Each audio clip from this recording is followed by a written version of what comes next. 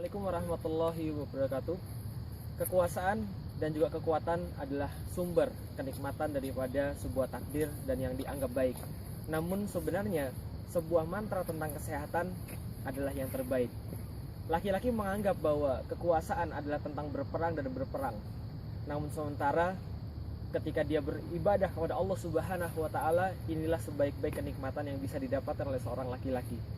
Ini adalah sebuah puisi yang pernah digubah oleh Sultan Sulaiman Al-Qanuni tatkala beliau masih hidup, dan beliau adalah seseorang yang dijuluki sebagai Malikul Barroin wal Bahroin, Khalifah kaum muslimin, Amirul Mukminin, Azillullahu fil ard, sebuah bayangan Allah di atas dunia, penguasa dua samudra dan penguasa dua benua. Dia Khalifah kaum muslimin dan dia adalah Amirul Mukminin.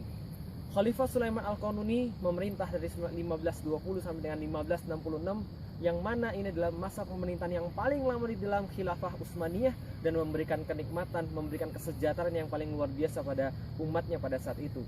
Dan kita sekarang berdiri di sebuah tempat yang menjadi tempat yang didedikasikan untuk beliau, yang dibangun oleh arsitek yang paling hebat sepanjang zaman, Mimar Sinan, yang ditugaskan oleh beliau membangun seluruh hampir ratusan landmark di kota Istanbul. Dan kita berdiri di tempat salah satu yang paling megah, Masjid Sulaimaniyah. Disinilah juga beliau dimakamkan, dan disinilah kita mengenang kehebatan beliau yang beliau buat sepanjang masa. Ketika khilafah Utsmani masih sebuah khilafah yang hebat, maka beliau melakukan banyak sekali pencapaian yang tidak bisa dilakukan oleh Sultan Fatih Mehmed bahkan. Dan kita tahu bahwa Sultan Fatih Mehmed atau Sultan Muhammad Al-Fatih adalah sultan yang menaklukkan kota Konstantinopel, menaklukkan Istanbul.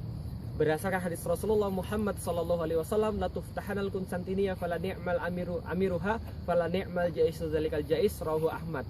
Maka tatkala Muhammad Al-Fatih menaklukkan Konstantinopel, dia masih memiliki banyak sekali PR dan banyak sekali hal yang belum dia lakukan, termasuk penaklukan Serbia, termasuk penaklukan Hungaria, termasuk penaklukan Albania. Maka di semuanya dilakukan oleh cicitnya, yaitu Sultan Sulaiman Al-Qanuni. Ketika Muhammad Al-Fatih memimpin menaklukkan Konstantinopel, maka dia hanyalah seorang sultan. Maka dia memiliki anak namanya Bayezid II.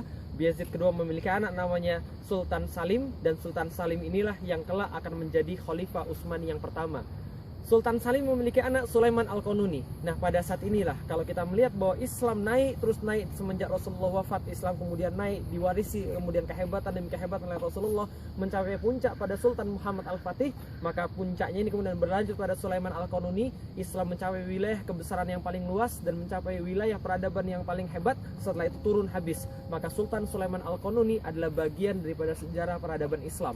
Tatkala kita membicarakan namanya, kita membicarakan keharuman penerapan syariat Islam. Maka kenapa dia dianugerahi sebuah gelar Al-Qanun, Sulaiman Al-Qanuni? Karena dia membuat banyak sekali aturan-aturan, bahkan sampai yang sangat detail sekali dalam masalah seperti politik, budaya, pendidikan. Dia membangun banyak sekali madrasah, dia membangun banyak sekali maktab, dia mewajibkan pendidikan bagi anak-anak, mempelajari tentang Islam, mempelajari tentang metafisik, astronomi, mempelajari tentang segala macam pengetahuan. Semuanya beliau lakukan. Bahkan aturan-aturan paling kecil seperti di pasar, beliau pun juga lakukan banyak sekali penerapan syariat dalam bentuk konun, dalam bentuk penerapan undang-undang dari negara. Sulaiman Al-Qanuni sangat besar sekali namanya. Sulaiman Al-Qanuni, kita ingat dia pernah menaklukkan banyak sekali tempat-tempat yang tidak pernah ditaklukkan bahkan oleh sultan-sultan yang lain.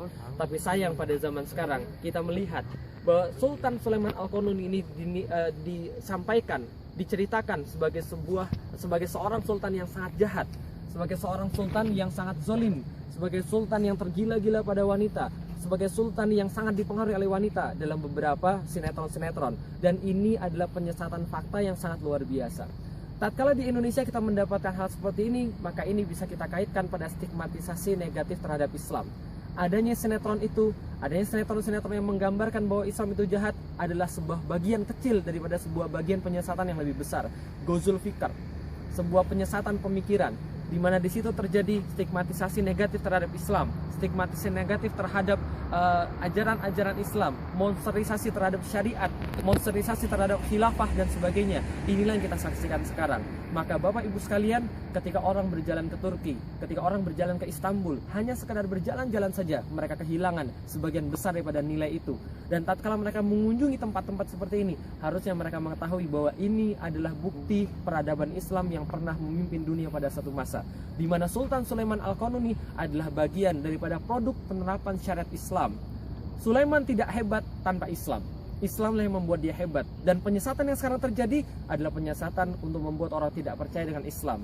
Islam dimonsterisasi, orang menjadi takut dengan Islam. Orang melihat sultan-sultan hanya bermain perempuan, orang melihat sultan-sultan hanya zolim luar biasa, dan mereka tidak memikirkan selain dirinya sendiri. Padahal di sini kita bisa melihat inilah peninggalan Sultan Sulaiman, inilah peninggalan Sultan Muhammad Al-Fatih, dan peninggalan penerapan syariat Islam. Oleh karena itu, setiap hal yang mengajak kita pada monsterasi Islam harus kita tolak dan harus kita ajarkan pada anak-anak kita tentang sejarah Islam, di mana mengajarkan bahwa Islam yang betul memberikan kebaikan-kebaikan pada dunia. Saya Felix Xiao, mudah-mudahan ini bisa difahami dan kita bisa mengerti seperti apa Sultan Sulaiman, dan mudah-mudahan kita lebih mempelajari sejarah agar kita mengetahui Islam yang sebenarnya. Terima kasih. Assalamualaikum warahmatullahi wabarakatuh.